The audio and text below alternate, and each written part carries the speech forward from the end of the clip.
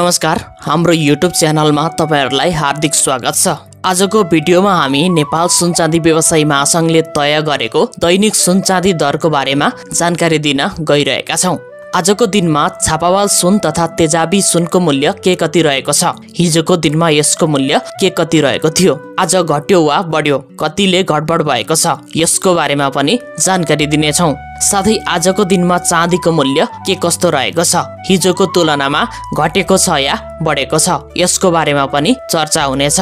नेपालमा विभिन्न चाडपर्वहरू दशैं, तिहार, छठ, तीज साथै विवाह, व्रतबन्ध, जन्मदिन लगायतका कार्यक्रममा सुन चाँदीको बिक्री वितरण हुने गरेको छ। अझ विवाहमा त सुनको बिक्री वितरण धेरै हुने गरेको छ। जुनसुकै समयमा पनि मानिसको ध्यान सुन चाँदी दर के कति छ भन्नेमा रहिरहन्छ। त्यसैले पनि सुन चाँदी दरलाई सर्वाधिक चासोको रूपमा हेर्ने गरिएको छ। यसैलाई मध्यनजर गरेर आजको भिडियोमा हामीले सुन चाँदी दरको बारेमा जानकारी दिन गइरहेका छौं। आजको दिनको सुन चाँदी दर यस प्रकार रहेको छ। आज मिति